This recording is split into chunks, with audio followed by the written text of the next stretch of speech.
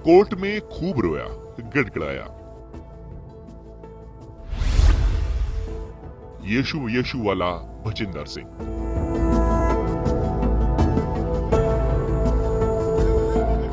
यीशु यीशु वाले स्वघोषित पादरी भजिंदर को मोहाली के पॉक्सो कोर्ट ने आजीवन कारावास की सजा सुनाई है। रेप पीड़िता को 7 साल बाद इंसाफ मिला है। इस दौरान भजिंदर सिंह ने वो तमाम हथकंडे अपनाए जिससे वो सजा पाने से किसी तरह बच निकले।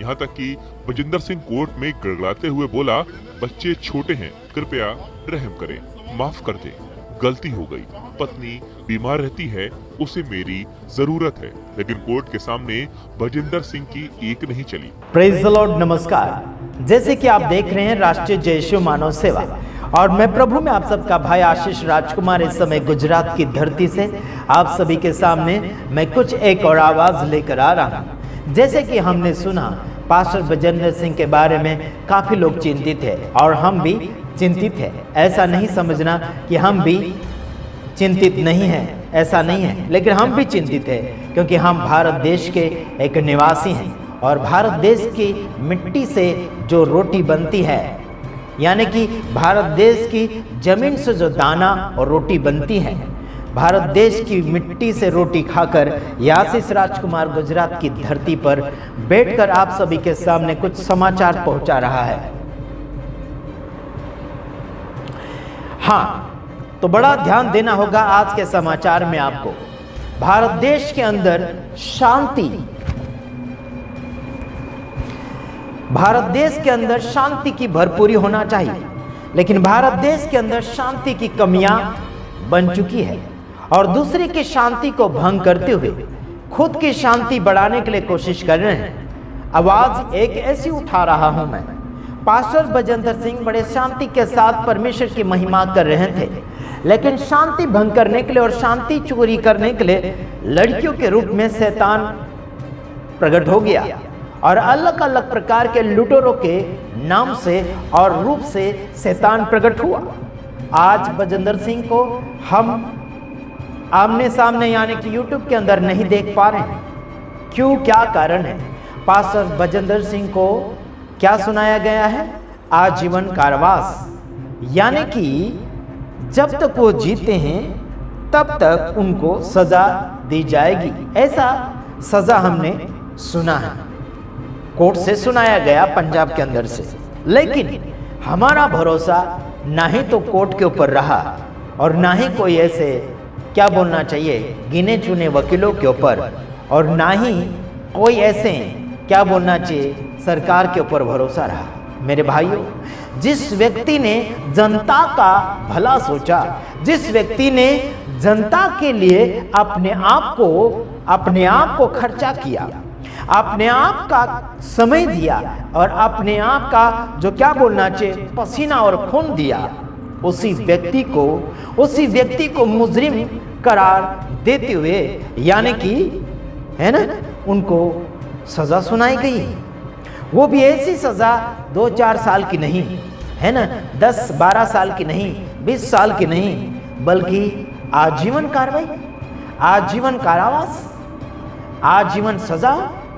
मेरे तमाम भाइयों बहनों, ये सरासर उनके साथ इंसाफ नहीं हुआ, नाइंसाफ हुआ है, गद्दारी हुई है। इसमें से गद्दार कोई ना कोई है और वो गद्दार हमारी नजरों में आ चुके हैं। हालांकि हम उन वकीलों के ऊपर भी भरोसा नहीं कर पाएंगे जिन्होंने उनका केस लड़ा, हम भरोसा नहीं करेंगे। मेरे तमाम भाइयों बहनों, हम जो वकील देंगे उसे एक बार इस्तेमाल करके देखिए। पास्टर भजिंदर सिंह को बेल से छुड़ाएंगे और वो बड़ा ईमानदार वकील है और उन्होंने हमसे बातचीत करी। हम काफ़ी दिनों से बातचीत कर रहे थे, सज़ा नहीं मिली थी, है ना, तब से हम बातचीत कर रहे थे, लेकिन किसी ने हमारी सुनवाई नहीं करी। मेरे भाइयों बहनों, मैं आपको बताना चाहता हूँ, ये जो है काली किताब, ये कौन सी किताब है? काली किताब है। और ये किताब काली जरूर दिखती है, लेकिन अंदर से जब हम खोलते हैं इस किताब को, है ना, इस किताब का नाम है बाइबल। और इस बाइबल के अंदर यानी कि इसके अंदर लगभग 66 किताबें हैं। 66 किताबें हैं इसके अंदर, और पुराने नियम के अंदर 39 किताब और नए नियम के अंदर 27 किताब है। कुल मिलाकर ये 66 किताबें हैं, 66 बुक। और ये किताब पढ़कर हम लोगों को समाचार देते हैं, प्रार्थना करते हैं। इस किताब में के वचन पढ़कर, इस किताब में के वचन के ऊपर भरोसा करते हुए हम लोगों के लिए प्रार्थना करते हैं, लोगों को संदेश सुनाते हैं, लोगों के जीवन बदलते हैं, लोगों के पाप छूट जाते हैं, लोगों की जिंदगी बदल जाती है। क्या हम इन किताब को लेकर पाप करें? बिल्कुल नहीं, और ऐसा होता भी नहीं। तो फिर कैसे बिना समझे पास्टर बजेंद्र सिंह को सजा सुनाती? इस किताब को पास्टर बजेंद्र सिंह पढ़ रहे थे, पब्लिक के सामने लेकर घूम रहे थे माइक पकड़ते हुए, और ऐसी किताब को पकड़ते हुए वो समाचार बांट रहे थे। क्या इंसान है यारों, समझ नहीं पाए। जो धार्मिक किताब को लेकर प्रचार कर रहे थे, धार्मिकता में लोगों को ले जा रहे थे, चंगाई में लोगों को ले जा रहे थे, सही मार्गदर्शन में लोगों को ले जा रहे थे, उसी व्यक्ति को गुनहगार ठहरा दिया। मेरे भाइयों बहनों, समझने की शक्ति इंसान के अंदर नहीं रही। पकड़ाया तो पकड़ाया किसने, आरोप लगाया तो लगाया किसने? उसी के नमक खाने वाले लोगों ने। नमक उसी का खाया, उसी की थाली में छेद किया, उसी का खाना खाया और उसी के थाली में छेद कर दिया। ऐसे शर्मनाक बात आ गई, शर्मनाक बात है यार, बहुत गिरी हुई बात हो गई। उन्हीं चेलों के द्वारा जो यीशु मसीह को पकड़ाया था चेले ने, और आज बजेंद्र सिंह को भी चेले ने ही पकड़ाया। ये लड़कियां कौन थी? उन्हीं के साथ सेवा करने वाली थी। ये कुछ उनके है ना, कुछ उनके ऊपर आरोप लगा रहे हैं, कौन थे? उनके ही साथ खाना खाने वाले थे, उनका ही नमक खाया और क्या कर दिया? गद्दार निकल गए, गद्दारी कर ली अपने गुरु के साथ। मेरे भाइयों बहनों, मैं शिक्षा देता हूं लोगों को मानव सुधार का। किसी व्यक्ति को नाश होते हुए हम देख नहीं सकते, और जो नाश हो रहा, चाहे वो दुश्मन हो, चाहे कोई भी हो, हमारे मन में उसके प्रति प्यार है। किसी का गाय भैंस अगर भूखा है, किसी के जानवर भूखे हैं, फिर भी हम उसे घास डालने वालों में से हैं। मेरे भाइयों बहनों, हम अपना नहीं सोचते हैं कि हमारी कलीसिया का क्या होगा, उसकी कलीसिया का क्या होगा, अपना बढ़ावा कर लेंगे, ऐसा नहीं। मेरे भाइयों बहनों, हम इंसान के रूप में हैं, हम इंसान के दुख और दर्द को समझते हैं। पास्टर बजेंद्र सिंह के छोटे छोटे 3 बच्चे हैं, एक बड़ी लड़की है, वो समझदार है। क्या बीती होगी उनके ऊपर जब ये बातें उनके कान में पहुंची? क्या बीती होगी? हमारे ऊपर क्या बीता होगा? आप सोच नहीं सकते, मैं सोच नहीं सकता था कि हम पर क्या बीतेगी। लेकिन जब उस बात को हमने सुना, तब हमारे कान खुल गए और हमारा दिमाग की हालत उथल पुथल होने लगा।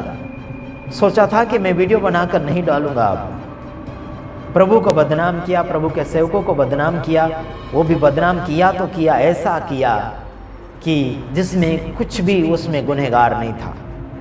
मेरे यारों, आरोप लगाते तो लगाते, कुछ उसमें बुनियादी होना चाहिए था। मेरे भाइयों बहनों, मैं आप सभी को इतना कहना चाहता हूँ, देश भर के जितने भी मेरे दर्शक लोग, फॉलोवर्स, हाथ जोड़कर निवेदन करता हूँ, अपने आप को संभाल कर रखिए, अपने आप को हिम्मत दिलाइए, अपने आप को प्रभु के वचन में टिकाए रखिए, हताश मत होइए।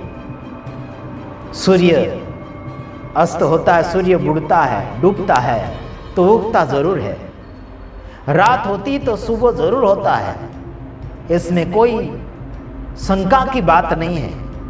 मेरे भाइयों बहनों, जिन लोगों ने फंसाया है, मैं जानता हूं कि उनको खुशी है, उनको आनंद है। जो यूट्यूब चैनल वाले कुछ लोग हैं जो पास्टर बजेंद्र सिंह के खिलाफ में उठ रहे थे और उठेंगे भी।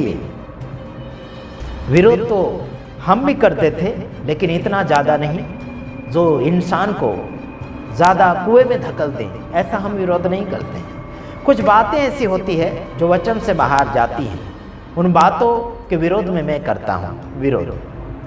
ठीक है मेरे भाइयों बहनों, जैसे भी है संसार में हम सब भाई बहन हैं। संसार में हमें शांति फैलाने की जरूरत है। अगर हम इस संसार में भारत देश में ही शांतिपूर्वक एक दूसरों के साथ नहीं रह पाते हैं तो हम स्वर्ग में ईश्वर अल्लाह भगवान के पास अगर जाओगे तो वहां क्या हिसाब दोगे, क्या न्याय दोगे, क्या हिसाब दोगे?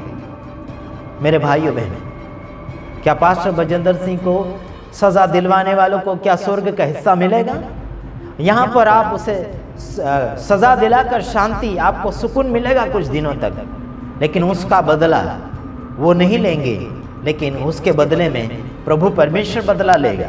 ये श्राप नहीं है, ये इतिहास है जो बाइबल के अंदर लिखा है।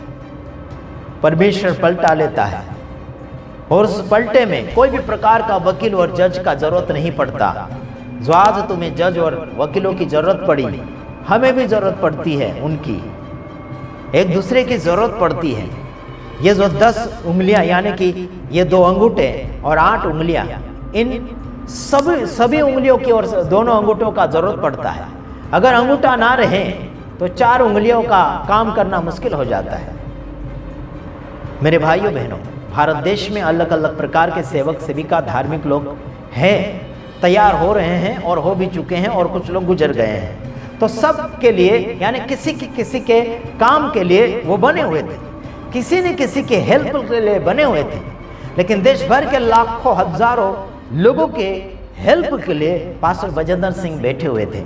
उसी व्यक्ति को छोटी सी बात के कारण उसे क्या बोलना चाहिए, आजीवन सजा दे दी, हमेशा का सजा दे दी। मेरे भाइयों बहनों, बहुत दुखद घटना है। जज को भी मैंने हाथ जोड़कर निवेदन किया था, सोच समझकर इनका न्याय कीजिएगा। क्या सोचा होगा, क्या समझा होगा, पता नहीं। मेरे भाइयों बहनों, क्या उनको चाहिए था, क्या सोच के ऐसा सजा सुना दिया, हमें पता नहीं। लेकिन हम तो हाथ जोड़कर निवेदन कर रहे थे कि जज जी, जो भी करेंगे आप अच्छा करेंगे, सोच समझकर, अपना देशवासी और अपना भारत देश का बेटा समझकर उसे भी उतनी ही सजा देते हैं जितनी वो सहन कर सकते थे। लेकिन ये सहन से बाहर हो गया, हद से ज़्यादा हो गया। छोटे छोटे बच्चे हैं, उनका पालन पोषण कौन करेगा? बीबी है उनकी, बेटियां हैं, उनके आंसू पहुंचने के लिए कौन होंगे?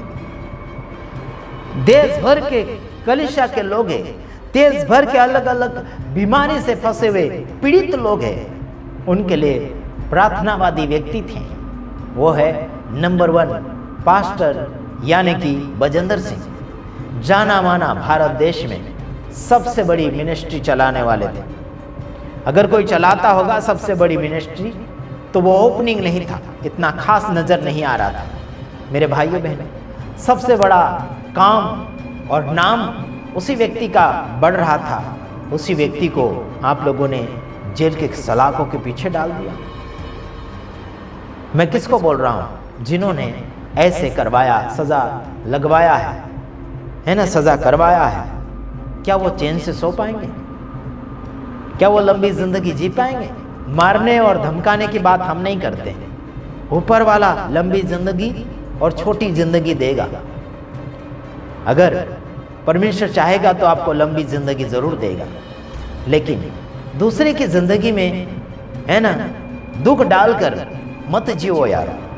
दूसरे का दुख सुधार कर जियो, दूसरे का दुख समझ कर जियो कि उसके दुख में और हमारे दुख में क्या फर्क होना चाहिए। मेरे भाइयों बहनों, जिस काली किताब का हम प्रचार करते हैं, यह धर्म किसी धर्म का प्रचार नहीं है। ये यीशु मसीह का प्रचार होता है, सारी दुनिया के मालिक का प्रचार होता है और इस दुनिया को सुधारने का प्रचार होता है। इस बाइबल के अंदर से इस दुनिया को जो बिगड़ा हुआ है उसे सुधारने का प्रचार होता है।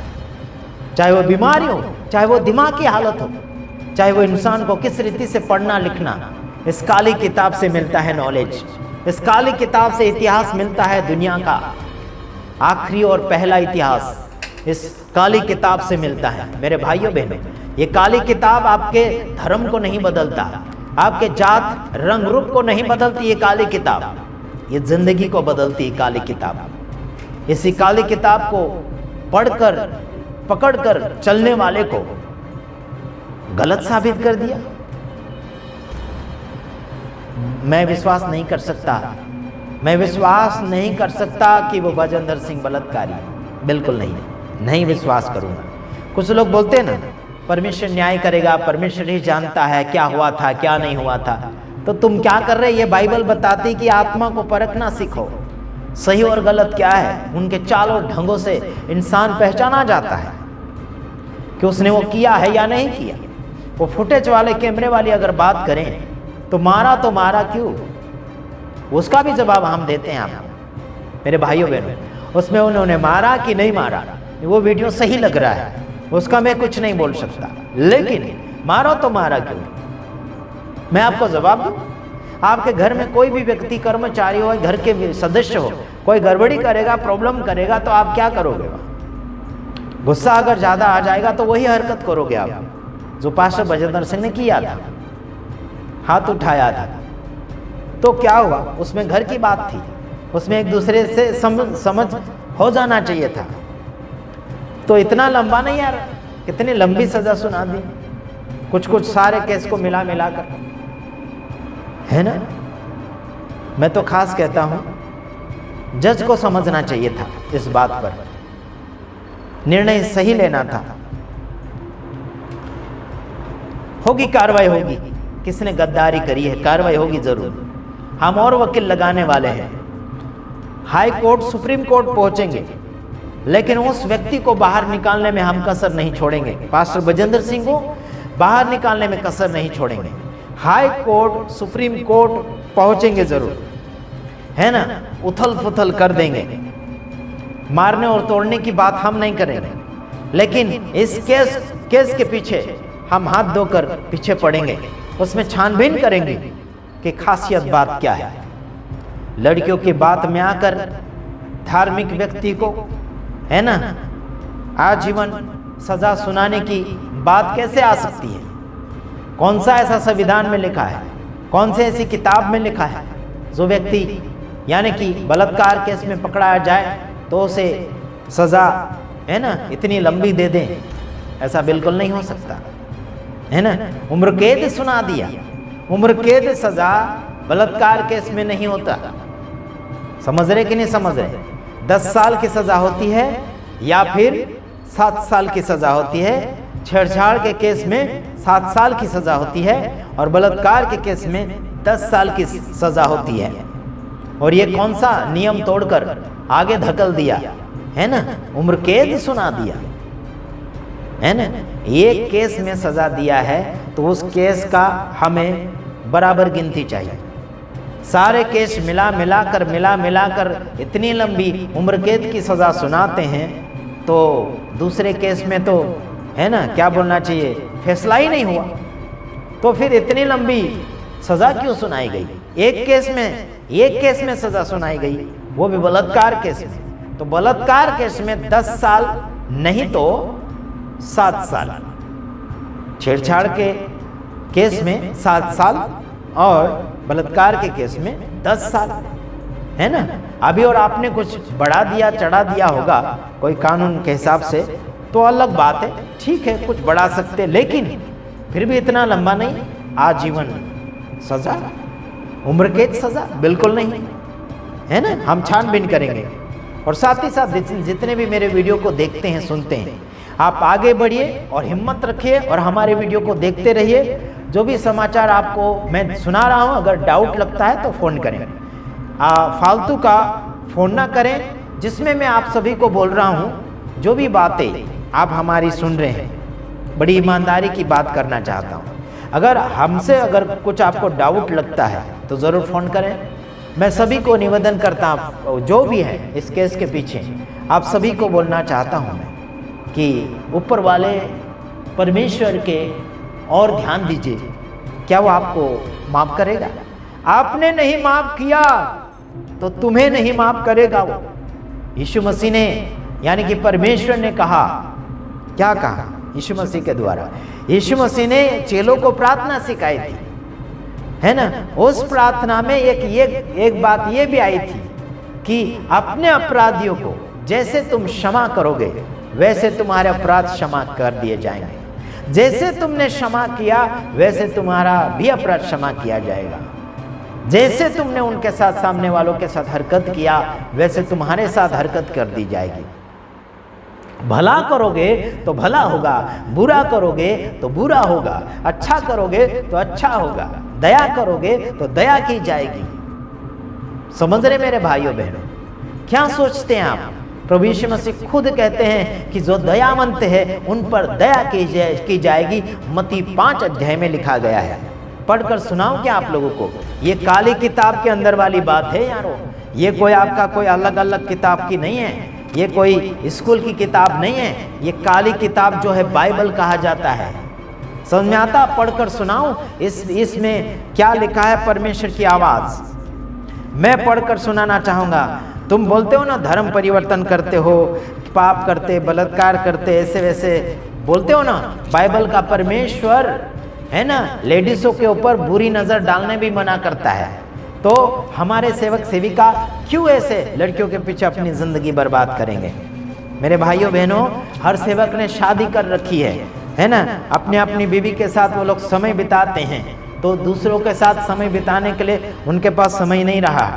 फालतू का उल्टा फुल्टा जवाब दे रहे हैं, उल्टा फुल्टा बातें कर रहे हैं। मैं वचन इन काली किताब में से पढ़कर सुनाना चाहता हूँ। चलो पढ़ूं क्या? चल मैं पढ़ रहा हूं अभी। सुना भी ध्यान से सुनो, कुछ लगभग 12 वचन पढ़ दूंगा मैं आपके सामने। सुनो अभी मत्ती 5 अध्याय उसका 3 वचन से लगभग 3 वचन से 12 वचन तक पढ़ दूंगा। सुनते रहना आप, ध्यान से सुनो। धन्य वे जो मन के दीन है, क्योंकि स्वर्ग का राज्य उन्हीं का है। क्या बोलता है? ये मन का दिन है उसको धन्य कहा गया। इसका मतलब है कि इस बाइबल को पढ़कर, इस काली किताब को पढ़कर मन को दीन बनाना पड़ेगा, तभी तो स्वर्ग का राज्य प्राप्त होगा। अगला वचन 4, हाँ, धन्य वे जो शोक करते हैं, क्योंकि वे शांति पाएंगे। धन्य वे जो शोक करते मतलब दुख तकलीफ परेशानी झेलते हैं, उनको शांति मिलेगी। झेलोगे तब शांति मिलेगी मेरे भाइयों बहनों, झेलोगे तब शांति मिलेगी। उसके बाद आगे लिखा 5वें वचन में, धन्य वे जो नम्र है, क्योंकि वे पृथ्वी के अधिकारी होंगे। क्या लिखा इसमें? नम्र बनने की बात हो रही, उनको पृथ्वी का अधिकारी बनाएगा। मेरे भाइयों बहनों, क्या बोला यहाँ पर? धन्य वे जो नम्र है, उनको पृथ्वी का अधिकारी बनने का बात करता है। ये किताब नियम देता है, बिगाड़ने का नियम नहीं, सुधरने का और अच्छा चलने का नियम ये काली किताब बताती है यारों। और इस काली किताब को पढ़कर हम जीवन को बनाते हैं। समझ रहे कि नहीं समझ रहे मेरे यारों? और मैं आपके सामने पढ़ना चाहूंगा आगे। और धन्य है वे जो धार्मिकता के भूखे और प्यासे हैं, क्योंकि वे तृप्त किए जाएंगे। क्या लिखा है इस काली किताब में?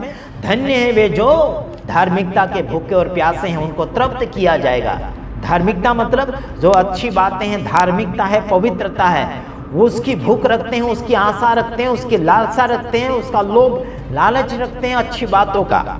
उसको कहा गया, उसको क्या कहा गया है कि उसकी भूख मिटा दी जाएगी, उसे तृप्त किया करवाया जाएगा। Praise the Lord. इस लालसा में मसीह समाज के लोग रहते हैं, धार्मिकता के लालसा में, अच्छे नियम के लालसा में, जिंदगी बिगाड़ने के लालसा में नहीं, बल्कि अच्छी बातों की ओर दौड़े चले जाते हैं इस किताब को पढ़ने के लिए। इस किताब को पढ़ाने वाला सेवक सेविका पास्टर रेवरेंड बिशप यानी कि भविष्यवक्ता होते हैं, जो बाइबल को पढ़कर प्रचार करते हैं। वो प्रचारक प्रभु के चेले होते हैं, सेवक होते हैं। बिगाड़ने के लिए सेवक नहीं होते हैं, बनाने के लिए, बिगड़े हुए को अच्छा बनाने के लिए सेवक होते हैं। आइए और आगे पढ़ते हैं 7 वचन। धन्य वे जो दयावंत है, क्योंकि उन पर दया की जाएगी। इसका मतलब इस किताब को पढ़कर इंसान दयालु बनता है, ताकि उसके ऊपर दया करी जाए। मेरे भाइयों बहनों, क्या किया आप लोगों ने, है ना? दया नहीं करी उस व्यक्ति के ऊपर जो दूसरे के ऊपर दया किया करता था। हाँ, अगला वचन 8वां। धन्य है वे जिनके मन शुद्ध है, क्योंकि वे परमेश्वर को देखेंगे। क्या करेंगे? धन्य है जो जिसका मन शुद्ध है, जिसके अंदर पाप नहीं है, गुनाह नहीं है, अपराध नहीं है, वो परमेश्वर को देखेगा एक दिन। मेरे भाइयों बहनों, ये तो हम सिखाते हैं बाइबल से पब्लिक को, धर्म नहीं बदलते यारों। हम लड़ाई झगड़ा पाप करना नहीं सिखाते, हम सजा दिलाना नहीं सिखाते, है ना? हेलो, एक्सक्यूज मी, किसी के परिवार को रुलाओ, ये हम नहीं सिखाते। आगे लिखा, हाँ आगे लिखा 9 वचन, धन्य वे जो मेल कराने वाले हैं क्योंकि वे परमेश्वर के पुत्र कहलाएंगे। धन्य जो मेल कराने मतलब मिलाने वाले, जो बिछड़ जाते हैं उनको मिलाते हैं, जो झगड़ा हो जाता है उनका झगड़ा मिटा देता, उसको परमेश्वर का पुत्र कहा गया है। हम परमेश्वर के पुत्र बनते हैं, परमेश्वर के पुत्र बनाते हैं, उनके बेटे बेटियां बनाते हैं इस काली किताब को पढ़ते हुए। और आपको लगता है कि हम दुनिया को बदल रहे हैं, दुनिया को तोड़ रहे हैं, दुनिया को नाश कर रहे हैं, ऐसे लगता है आपको? बिल्कुल नहीं यारो। और कुछ वचन पढ़ने के बाद बैठूंगा, बंद करूंगा।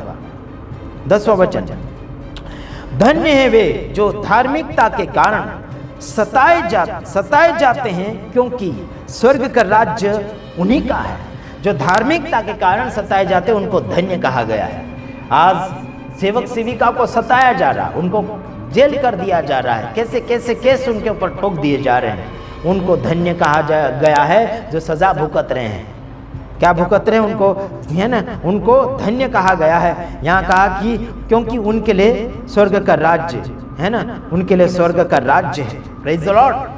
हाँ 11 वचन, धन्य हो तुम जब मनुष्य मेरे कारण तुम्हारी निंदा करे और सताए और झूठ बोल बोल कर तुम्हारे विरोध में सब प्रकार की बुरी बात कहें, है ना? धन्य हो तुम जब तुम्हारे विरोध बोले लोग, झूठ बोल बोल कर तुम्हारे विरोध में बोलेंगे, फंसाएंगे, तो क्या करना है ना? 12 वचन में लिखा, ताकि तब सुनो, तब आनंदित और मगन होना क्योंकि तुम्हारे लिए स्वर्ग में बड़ा फल है, इसलिए कि उन्होंने उन भविष्यवक्ताओं को जो तुमसे पहले थे इसी रीति से सताया था। ध्यान से सुना आपने, इसी रीति से जो आपसे और मेरे से पहले जो सेवक सेविका थे, वक्ता थे, जो उनको सताया करते थे, वैसे आपको और मुझे सताएंगे, झूठ बोल बोल कर सताएंगे, झूठ बोल बोल कर फंसाएंगे, झूठ बोल बोल कर बदनाम करेंगे। तो आज पास्टर बजेंद्र सिंह को झूठ बोल बोल कर फंसाने की कोशिश करी और फंसाया भी, बहुत फंसाया। वो अपने ही लोगों ने फंसाया, अपने चेलों ने फंसाया, अपने विश्वासियों ने फंसाया। यीशु को उसके खुद के चेले ने फंसाया था, वैसे ही बजेंद्र सिंह के ही चेलों ने उसे फंसाया। याद रखना, पश्चाताप कर लो, गुनाह मान लो, है ना? डुप्लीकेट केस लगाने वाले, वरना तुम्हारी खैर नहीं। याद रखना, ऊपर वाला खतरनाक है ना? यहाँ की सजा उल्टी सुल्टी हो सकती है, लेकिन वो सजा जब देगा ना, उसमें से कोई भी प्रकार की आज़ादी नहीं मिलेगी। याद रखना, वो परमेश्वर खतरनाक है। दुनिया में हम शांति बांटने आए हैं, किसी के शांति चुराने नहीं, किसी के घर बार को रुलाने नहीं, किसी के परिवार को रुलाने नहीं, किसी के सेवक सेविका को, पब्लिक को, जनता को रुलाने नहीं। भारत देश के माँ बेटी को हम रुलाने नहीं आए, भारत देश के भाई बहनों को हम सजा दिलवाने नहीं आए, लेकिन उनको माफ करने आए, क्षमा करने आए। कोई भी आपके साथ हरकतें हुआ है, किया है, हम क्षमा मांगते भी है और क्षमा करते भी है। ये भारत देश का प्यार है मेरे यार, ये भारत देश का प्यार है। माफ करना भी है और माफी मांगना भी है। इसमें कोई आपकी इज्जत बढ़ नहीं जाएगी और घट भी नहीं जाएगी। हम तो माफी मांगते हैं, हम तो बोलते हैं कि हमारी अगर गलती होगी तो हम सिर झुकाकर आपके सामने हाथ जोड़कर माफी चाहते हैं, माफी चाहते हैं अगर गलती है तो। नहीं गलती तो हम क्यों माफी मांगेंगे? मेरे यारों, भारत देश के बेटे बेटियां घमंडी नहीं होना चाहिए। भारत देश को महान कहा जाता है, तो भारत देश में महान कार्य करना सीखो, माफ करना सीखो, है ना?